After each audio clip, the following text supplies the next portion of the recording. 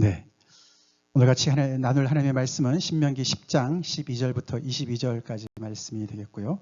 제목은 즐겨 순종함 부르는 야훼 명령이라고 적어봤습니다. 같이 우리 본문을 같이 먼저 읽겠습니다. 시작. 이스라엘아, 내 하나님 여호와께서 내게 요구하는 것이 무엇이냐?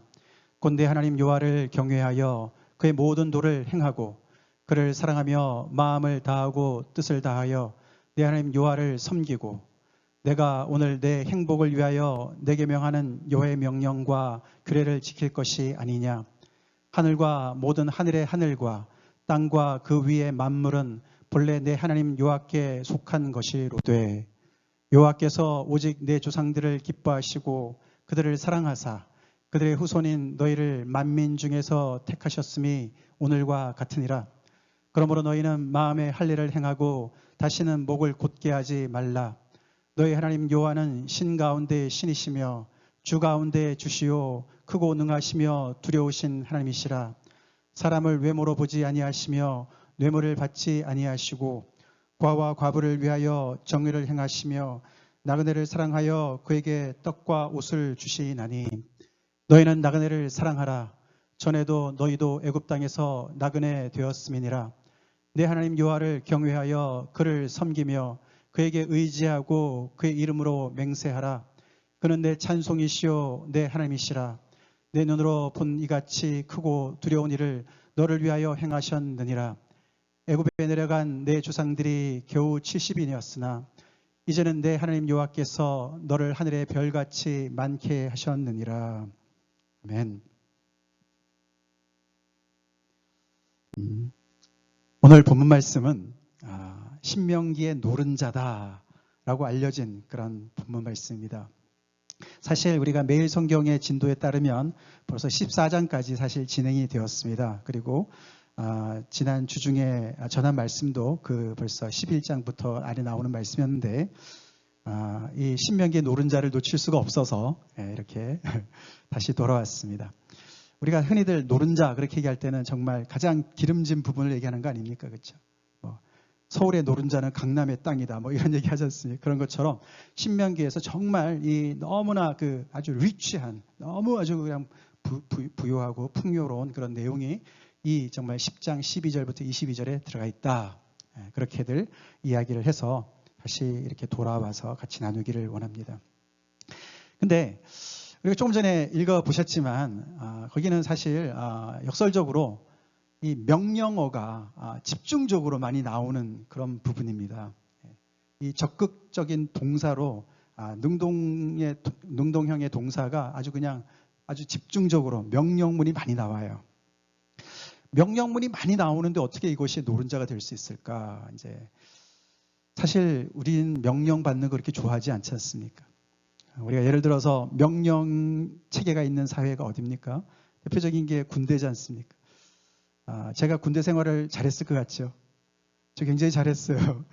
다들 저보고 군체질이라고 말뚝박으라고 막 그럴 정도로. 그런데 제가 굉장히 힘든 부분이 있었어요. 군대는 질문을 못해요.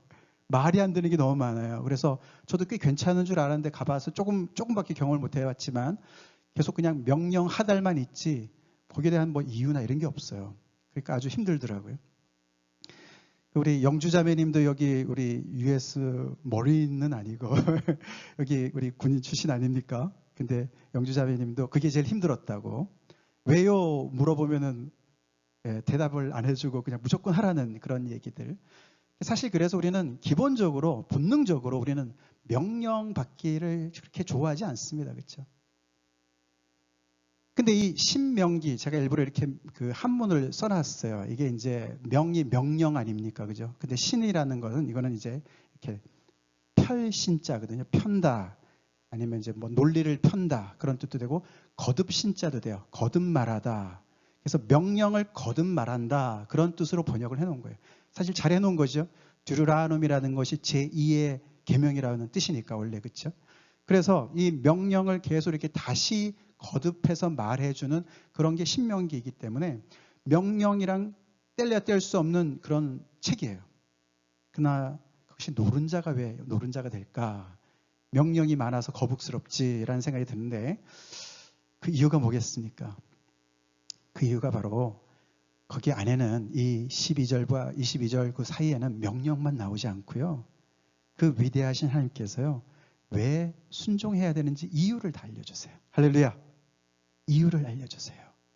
순종해야 될 이유뿐만 아니라 순종하게 되면 뭐가 좋은지 동기부여까지 다 또박또박 알려주세요.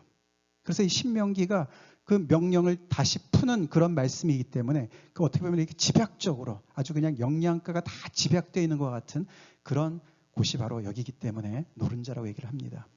어떻게 보면은 오늘 본문만 잘 우리가 듣고 숙지하면 우리는 신명기 말씀을 확실하게 그 핵심을 알고 있다라고 볼 수가 있겠습니다. 그런 은혜가 있길 간절히 축원합니다. 그리고 또 하나가 뭐가 중요하냐면은 이제 새벽 예배 때 계속 강조를 드렸지만 앞에서 십계명이 한번 나오긴 했습니다만 이제 이 이스라엘 백성들의 일상생활에서 정말 너무나 구석구석 세부적인 그런 명령들이 이 12장부터 26장까지 자세하게 나오거든요.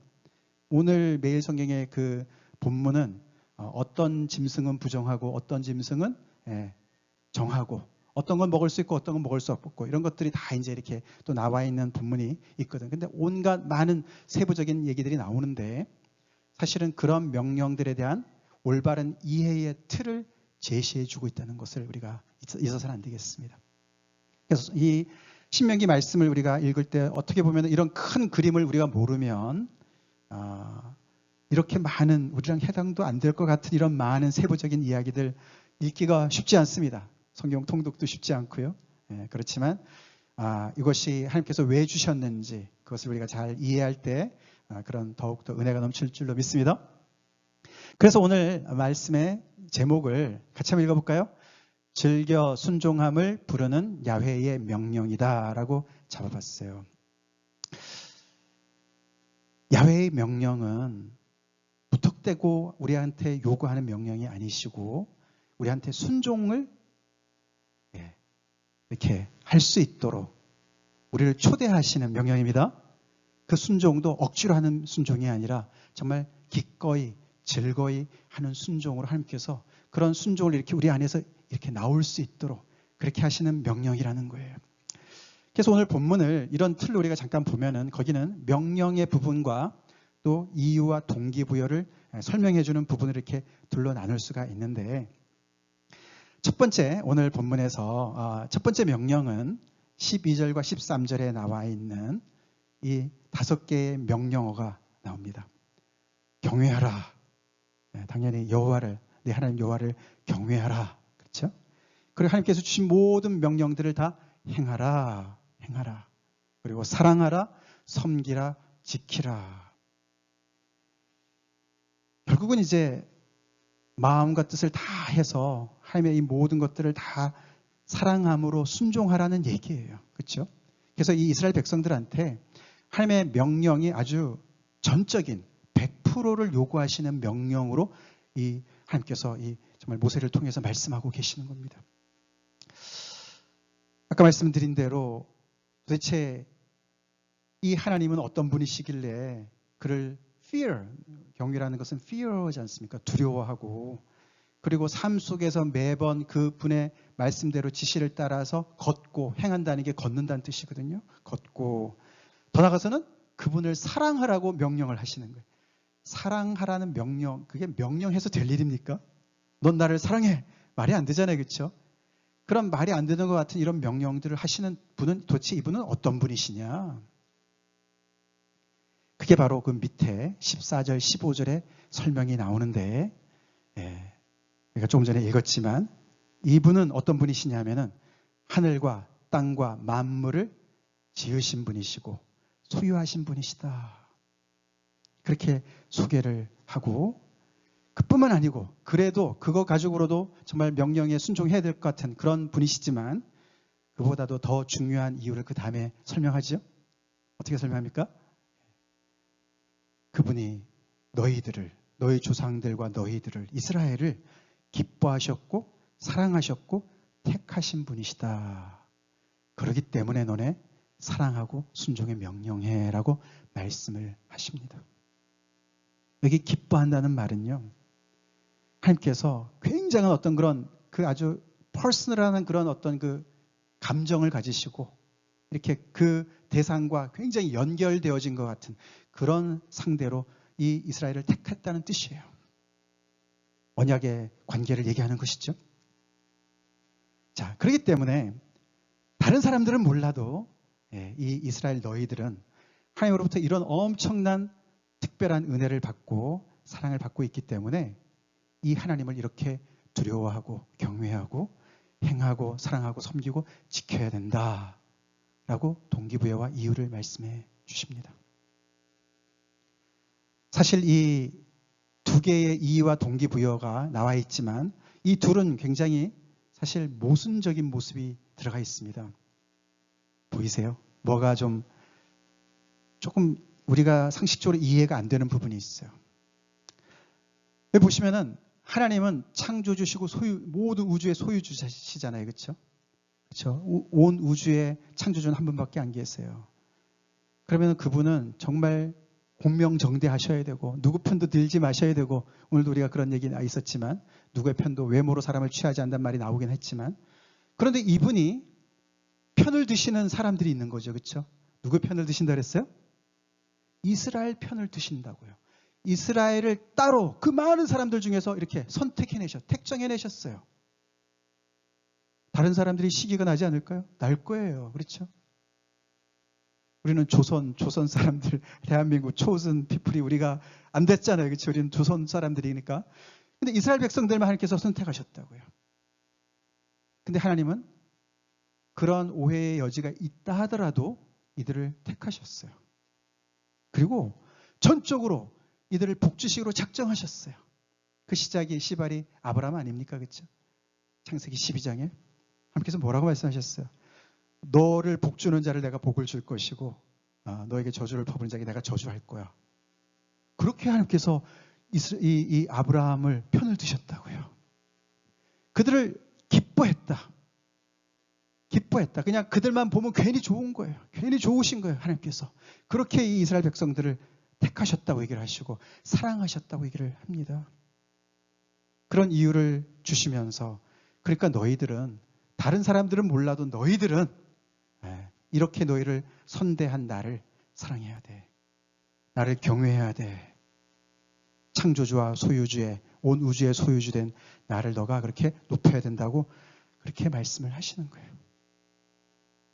우리는 비이스라엘 사람들이지만 이스라엘 사람들한테 충분한 이유가 될 것 같지 않습니까? 하나님은 그 약속을 신실하게 지키셨습니다. 아이를 낳지 못했던 아브라함의 그 노 부부에게 100세의 아들을 주셨고 그 이삭을 통해서 엄청나게 많은 사람들을 주시지 않았습니까? 그리고 지금은 이 광야 2세들이 이제 지금 약속의 땅 바로 앞에서 이제 땅을 차지할 그런 상태까지 와 있는 거예요. 그래서 이 하나님의 이들을 향한 사랑은 또 택하심의 그 놀라운 은혜는 그냥 말뿐이 아니었던 것이죠. 그렇죠? 정말 하나님께서는 그들의 그 편을 드시고 그들을 신실하게 어려움도 있었지만 계속 그들을 여기까지 인도하신 하나님이셨습니다. 그런데 이렇게 한 번으로 끝내질 않으시고 이런 똑같은 명령하시고 이유를 주시는 것을 오늘 본문에 적어도 4번이 반복이 돼요. 4번. 4번을 반복하시면서 이 이스라엘 백성들이 그를 들을 수 있도록 그렇게 말씀을 해 주십니다. 하나님은 강제적인 하나님이 아니시죠. 그렇죠? 충분한 이유를 주시고 순종할 이유를 먼저 주십니다. 그들에게 은혜를 베푸셨고요. 전적인 은혜를 베푸셨고 그들을 사랑하셨어요.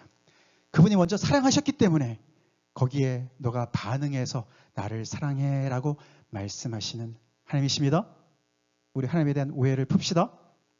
두 번째 명령은 같이 읽어볼까요? 시작. 마음의 할례를 행하라. 목을 곧게 하지 말라. 16절에 나옵니다. 이 두 개의 명령은 사실 양날의 칼과 같은 겁니다. 마음의 할례를 행하라는 얘기는 그들은 할례 백성들 아닙니까? 그렇죠? 몸의 할례를 행했었습니다. 근데 여기서는 신명기에서는 너네 몸의 할례만 하지 말고 마음의 할례를 해. 그래서 하나님에게 속한 백성으로서 하나님에게만 충성해, 그런 뜻입니다. 그리고 이 할례를 받았다는 얘기는 하나님께 민감하다는 거예요. 하나님께 정말 민감하게 반응하라는 얘기거든요. 거기에 반대말이 목을 곧게 한다는 말이에요. 목을 뻣뻣이 세우고 마음을 강팍하게 하고, 그래서 하나님의 그 모든 은혜를 당연시 여기고 하나님의 은혜를 잊어버리고 기억지 않고 자기가 잘나서 여기까지 온 줄로 착각하지 말라고 말씀을 하시고요. 특별히 오늘 본문 10장 그 바로 앞에까지 9장부터 10장 전체까지 그들의 조상들이, 그들의 그 부모 세대들이 얼마나 하나님 앞에서 목을 곧게 했었는지를 모세가 역사를 짚어가면서 설명을 해줬어요. 그들이 호렙산에서 하나님의 그 엄청난 위엄을 보면서도 그래서 하나님 앞에 정말 우리가 충성을 다하겠습니다, 그렇게 그들이 하나님과 언약을 맺은 그 순간에도 모세가 잠깐 자리를 빈 사이에 어떻게 했습니까? 그 밑에서 금송아지를 만들었어요. 하나님께서 경노하시고 모세한테, 야, 내가 저들 포기하겠다, 저들 다 쓸어버리고 내가 너를 통해서 다시 큰 민족을 만들겠다, 모세한테 그렇게 하나님께서 말씀하셨어야겠죠. 근데 모세의 그 간절한 중보기도를 통해서 하나님께서 뜻을 도래시키시고 이 목이 곧은 백성들을 하기에 다시금 기회를 주시고, 근데 광야를 지나면서 몇 번 계속해서 하나님을 계속 시험하는 이 백성들을 통해서 정말 이들은 목이 곧은 백성인 것을, 계속 그런 본성을 버리지 못했던 것을 하나님께서 말씀해 주셨어요. 그런 백성들한테, 그런 후세들한테 타이르는 거죠, 모세가. 그렇죠? 이렇게 하나님께서 너희들은 정말 멸망받아 마땅한 그런 백성이지만 하나님께서 멸망키를 정말 기뻐하지 않으시고 너에게 다시금 은혜를 주시고 기회를 주셔서 약속의 땅에 들어가게끔 이렇게 기회를 주셨으니까 너희는 이제는 마음의 할례를 하고 마음의 그런 정말 변화를 받아서 목을 곧게 세우지 말아라, 그렇게 두 번째 명령을 하고 있습니다. 그러면 충분한 이유가 될 것 같지만 또 거기에 맞는 또 이유를 또 주십니다. 어떤 이유인가 하면은 17, 18절에 먼저 다시 한번 옆에 우리 하늘 땅 만물 창조주가 되시고 소유주가 되는 거랑 거의 비슷하게 여기서는 두 번째는 신 중에 신이시고 주 중에 주시다, 하나님께서 가장 높으신 분이시다, 크고 능력 있고 두려우신 그런 하나님이시다. 그러니까 너네 그런 하나님에게 순종해야 돼 라는 말과 함께 또 더 구체적인 이야기가 나오죠. 이 하나님은 고아와 과부와 나그네를 정의를, 사랑을 베푸시면서 돌보시는 분이시다 라고 설명을 합니다.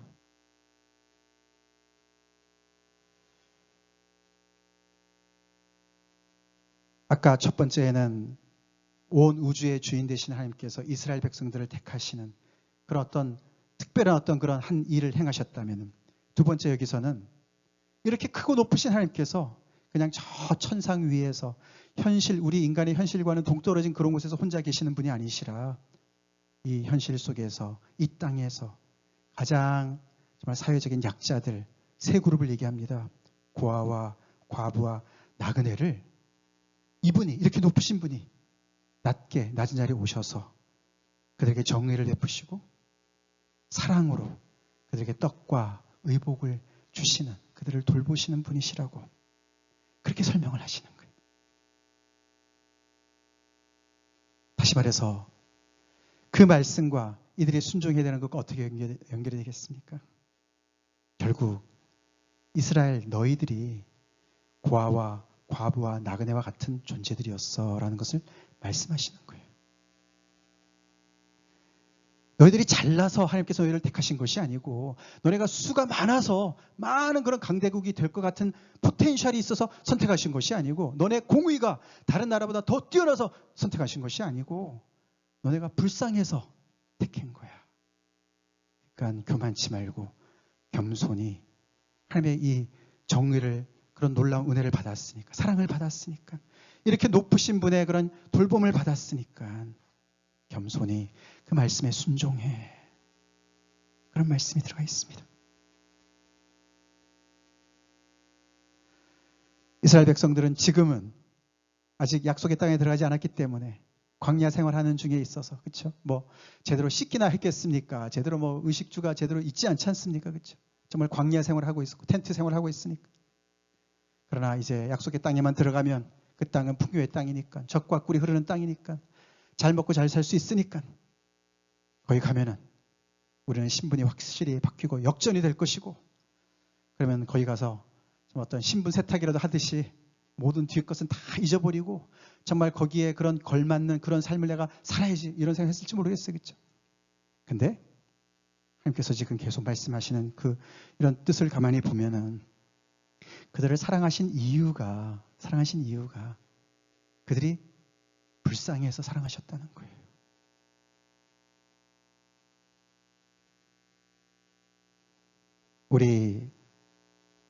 아무리 하나님께서 우리에게 복을 주셔서 우리가 소위 말해 성공했어도, 안정되었어도, 우리 하나님께서 우리를 사랑하신 그 첫사랑을 잊지 맙시다. 우리를 찾아오신 그 이유가 내가 꽤 괜찮아서, 투자 가치가 있어서 오신 게 아니고, 광야 생활에서 그 전에 이 바로의 그 앞지 아래서 너무나 정말 힘들게, 정말 그 너무너무 근근히 살아가면서 부르짖는 그런 고통 속에 있는 그들, 더 나아가서는 아브라함과 사라처럼 정말 아무런 소망이 없었던, 미래가 꽉 막혔던, 아기를 낳을 수 없는 그런 불임의 상태에 있는 것 같은 그런 영적인 상태에서 정말 불쌍해서 하나님께서 우리에게 찾아오신 거예요. 그렇기 때문에 우리는 마음의 할례를 행해야 됩니다. 마음의 할례를 행해야 돼요. 가장 우리의 중심부에 할례를 행해야 돼요. 목을 곧게 하지 맙시다. 아무리 하나님께서 우리를 높여주셔도 목을 곧게 해서는 안 된다고 말씀을 하시는 것이죠. 명령하시는 겁니다. 이어서 세 번째는 거기 바로 이어 나오는 명령입니다. 나그네를 사랑하라. 나그네를 사랑하라. 아까는 여호와를 사랑하라고 명령하신 하나님께서 이 백성들한테요, 너네도 나그네를 사랑해. 내가 나그네를 사랑하듯이 너희도 사랑해 라고 명령하십니다. 거기에 대한 이유는요, 너희도 애굽 시절에 나그네였어 라고 말씀해 주세요. 이들은 잊었을지 몰라도 하나님이 잊지 않으세요. 우리는 우리의 과거를 잊을지 몰라도 하나님은 잊지 않으십니다. 우리의 연약함을 아시고, 그렇기 때문에 우리를 사랑하시는 것을 우리가 기억해야 될 줄로 믿습니다. 사실 여기서 정말 우리는 구약의 그 엄청난 윤리를 보게 돼요. 이 하나님께서요, 이스라엘 백성들한테 마치 너희가 나그네 쪽에 너희를 불쌍해서 너희를 사랑한 것처럼 너희도 나를 닮아서 너희도 그렇게 나그네들을 사랑해. 명령이에요. 명령. 나그네를 사랑하라. 명령하십니다. 약속의 땅에 들어가게 되면 정말 하나님의 모든 원수들을 하나님께서 다 물리쳐 주신 다음에 정말 자기들끼리 얼마나 오손도손 잘 살 수 있겠습니까? 얼마나 거기서 꿈을 이루면서 정말 나라다운 나라를 세우면서 그런 공동체를 세우면서 복된 가정을 이루고 살겠습니까? 사회를 이루고 살겠습니까? 그럴 때 나그네한테 무슨 우리가 정말 그런 관심을 쏟아야 되나? 근데 하나님은 이스라엘 백성들은 그러지 말라고 말씀하시는 거예요. 계속 안으로 자기들끼리 그렇게 살지 말라고 말씀하십니다. 이 나그네는 영어로 stranger. 나그네, 낯선 사람들이에요. 이 땅에도, 이 이스라엘 백성들 땅에도 낯선 사람들이 있었어요. 그래서 여기 사실 출애굽할 당시에도 중다한 잡족들이 따라갔다 그랬어요. 이스라엘 백성들만 간 것이 아닙니다. 그래서 이스라엘의 전통적인 이스라엘 사람들도 있었지만 다른 사람들도 좀 섞여 있었고요. 그리고 또 이 땅에도 이들이 다 몰아내지 않은 사람들도 있었습니다. 그렇죠? 외부인들이에요. 요즘으로 말하면 우리가 불체자 이런 거나 비슷한 거예요. 신분이 확실치 않은 거예요. 그래서 그 나라에서는 그냥 정말 어떤 경제적인 활동을 거의 할 수도 없고, 그래서 계속해서 이렇게 그냥 옆에서 도움을 조금씩 주면서 겨우겨우 근근히 살아갈 수밖에 없는 그런 신분에 있는 사람들이었습니다. 그러니까 고아와 과부랑 비슷하지 않겠습니까? 사회적으로 굉장히 어려운 그런 상태. 이스라엘 백성들이 애굽에 있을 때에 그들이 나그네 신세였어요. 나그네의 서름을 아는 사람들이에요. 처음에는 요셉을 통해서 초대를 받아서 그죠? 그들이 갔었습니다. 그래서 처음에는 굉장히 귀빈 대접을 받았어요. 국빈 대접을 받았습니다. 가장 좋은 그런 정말 노른자와 같은 그런 땅에다 그들을 심었고 고센 땅에 살게 해줬고 말이죠. 요셉이 살아있고 요셉을 아는 왕이 있을 때까지는 그렇게 살았습니다. 그러나 요셉을 알지 못하는 왕이 선 다음부터는 이들이 점점 더 번성하니까 두려움을 느끼면서 어떻게 했습니까? 이렇게 놔두면 안 되겠다. 저들은 외부 사람들이니까 나그네들이니까 우리가 지혜롭게 해야 되겠다. 그래서 그들을 점점 더 처음에는 좋은 그런 어떤 프로젝트와 같이 라암셋을 건설하자, 비돔을 건설하자, 당신들의 지혜와 노동력을 통해서 우리가 정말 이런 업적을 남겨보자 이런 식으로 그들을 초대했지만 점점 더 그들을 어떻게 됐습니까? 노예화했습니다. 점점 시간이 가면서 그들은 결국은 그런 엄청난 그런 중노동에 시달리면서 쉼도 없이 결국은 겨우 먹고 살 정도만 보상을 받고 그 땅에 완전히 종이 되었습니다. 그게 그 당시, 지금도 마찬가지지만 그 당시에 경제적으로 이렇게 종속된 그런 존재들이 바로 나그네였어요. 그게 바로 이스라엘 백성들이었습니다. 근데 하나님은 놀랍게도 너희들 그 약속의 땅에 들어가서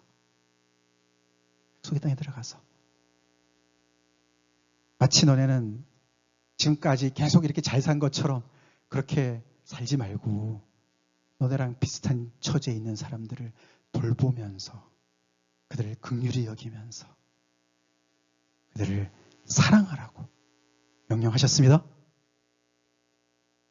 하나님 얼마나 위대하신 분이신지 모르겠어요. 그래서 이게 십계명의 이야기든 또 이렇게 앞으로 나오는 많은 그런 그 자세한 말씀의 이야기든 이 모든 것들이 다 이 두 가지 중에 하나죠. 그렇죠? 여호와를 사랑하라. 내 이웃을 사랑하라. 이웃의 그 범위는 나그네까지 가는 거죠. 우리가 최근에 산상수훈 우리가 5장 말씀 기억나지 않습니까? 너가 너의 그런 친구들한테만 인사하면은 그게 뭐 잘하는 게 뭐가 있냐? 다들 그렇게 하지 않냐? 세리들도 한다. 이방인들도 한다. 그 예수님의 그 말씀이 이 구약에도 신명기에도 나오는 거예요. 그러니 하나님의 이 말씀이 그냥 부탁되고 하시는 말씀이 아니죠. 그렇죠? 너무나 타당한 이유를 주시면서 그 이유가 순종해야 될 이유뿐만 아니라 정말 내가 이렇게 엄청난 은혜를 받았으니까 내가 이렇게 부유한 사람이 되었으니까 정말 내가 이것을 나눠야 되겠구나. 순종해야 되겠구나. 결국 이 모든 것이 오늘 말씀처럼 우리의 행복을 위해서 이런 말씀 하시는구나. 그렇게 마음이 들었을 줄로 믿습니다. 이 모든 말씀들이 다 우리에게 직접적으로 연결되는 말씀입니다. 그렇죠?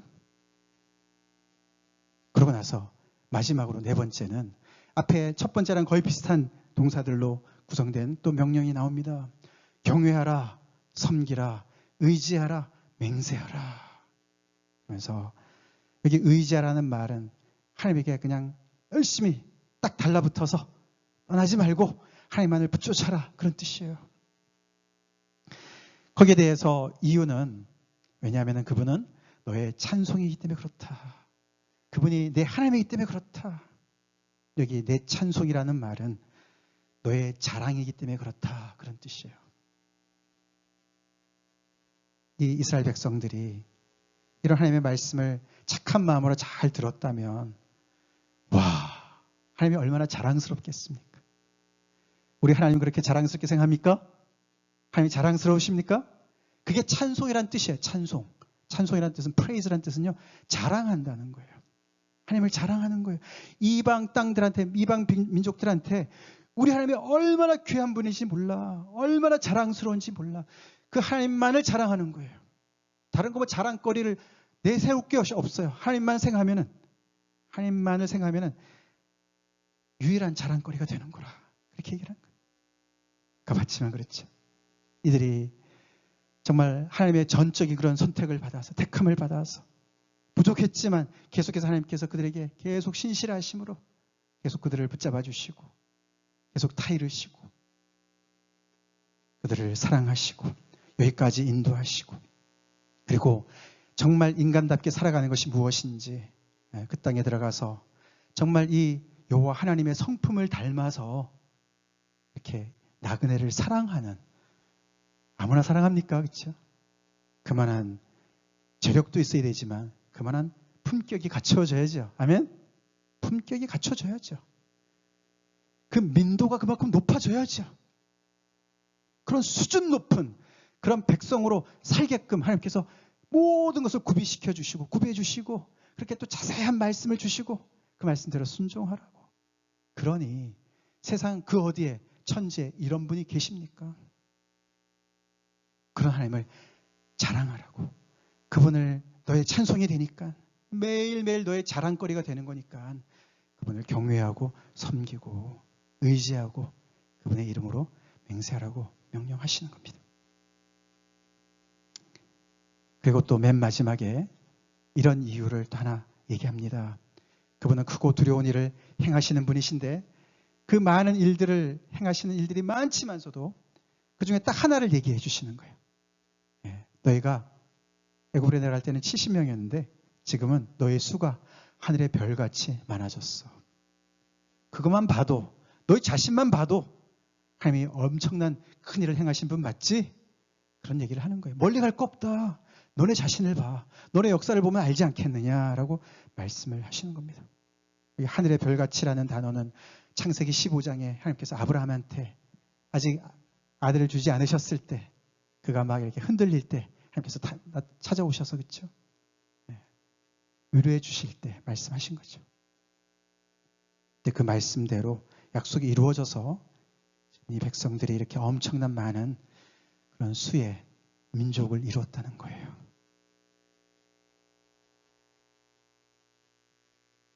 그렇기 때문에 이 이스라엘 백성들은 정말 이 하나님의 명령 앞에 정말 기꺼이 즐거이 순종을 했어야만 했어요. 아멘이시죠? 그렇지 않습니까? 마치 청소년 자녀를 가진 부모님의 어떤 그런 간절한 마음이 담겨 있는 것 같지 않습니까? 그렇죠? 너 잘대로 가는 말이야. 너 복되게 살으라는 말이야. 그렇죠? 조목조목 이건 이래서 이렇게 해야 되고 저건 저래서 이렇게 해야 되고 그렇게 다 말씀해 주신 하나님의 그런 말씀이 여기 집약되어 나와 있는 거죠.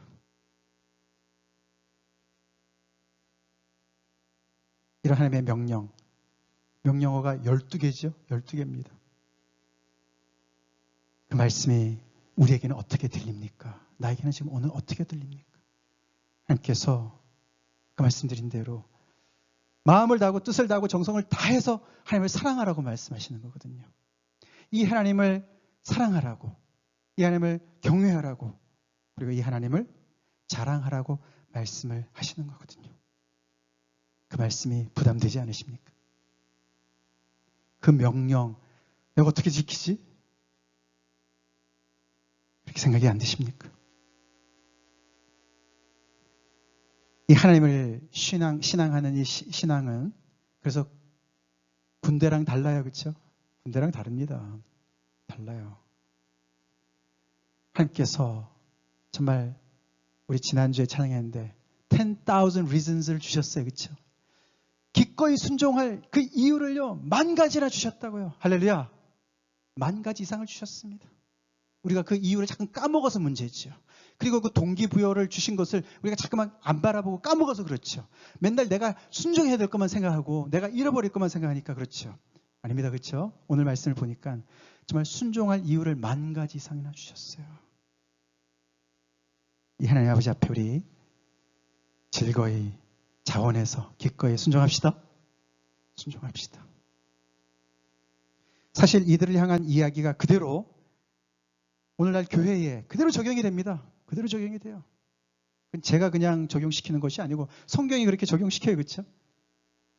신약의 많은 말씀 중에 특별히 우리 이 부분 베드로전서 2장 9절 같이 읽어보겠습니다. 시작. 그러나 너희는 택하신 족속이요 왕 같은 제사장들이요 거룩한 나라요 그의 소유가 된 백성이니 이는 너희를 어두운 데서 불러내어 그의 기이한 빛에 들어가게 하신 이에 아름다운 덕을 선포하게 하려 하심이라. 아멘. 할렐루야.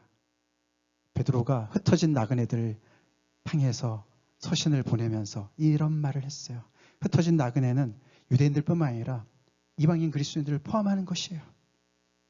그들한테 마치 그들이 이스라엘인 양, 새 이스라엘인 양 그렇게 여기서 이해하고 있어요. 너희가 이스라엘들처럼 택함을 받은 백성들이야.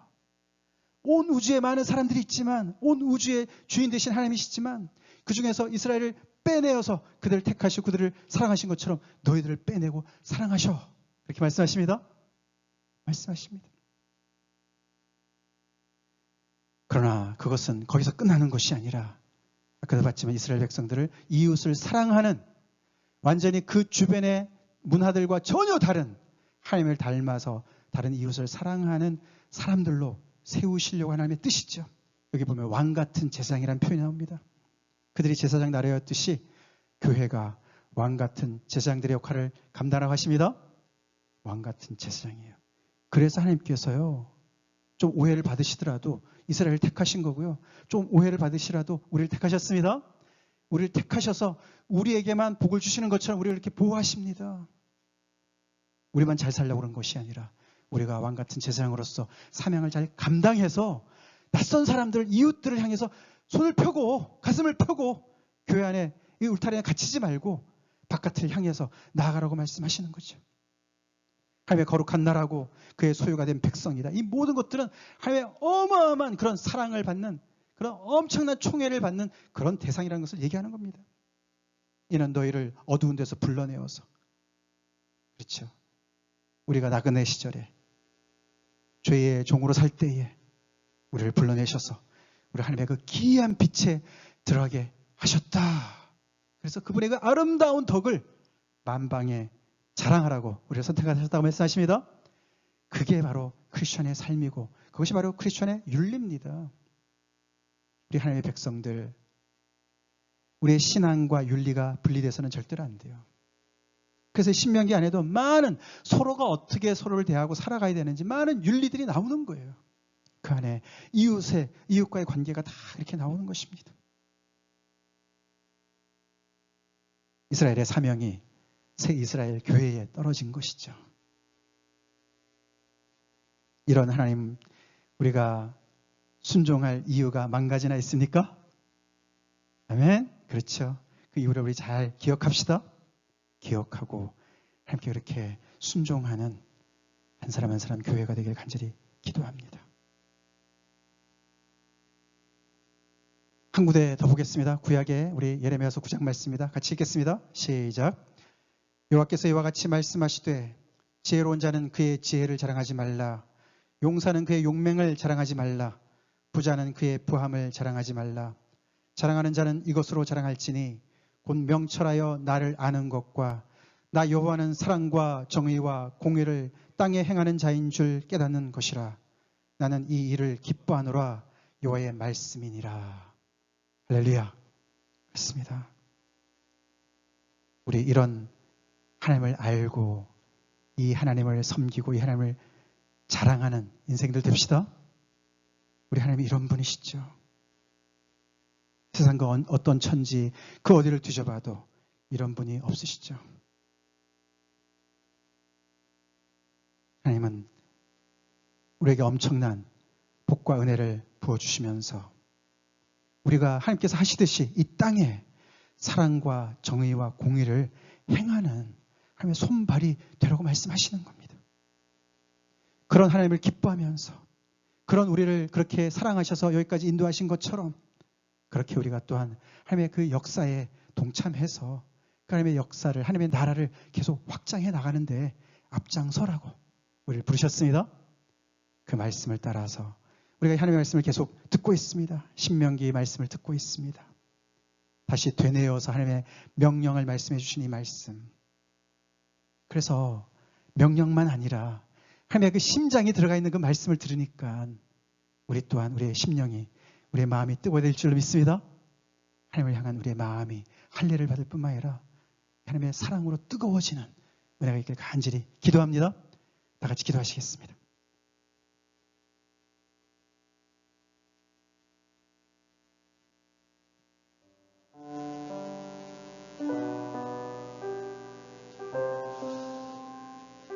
우리 하나님은 명령하시는 하나님이십니다. 명령은 선택사항이 아닙니다. 나를 경외하라고 말씀하시고 나를 섬기고 사랑하라고 말씀하십니다. 그것도 다 해서, 나의 존재를 다 해서 경외하고 사랑하라고 명령하십니다.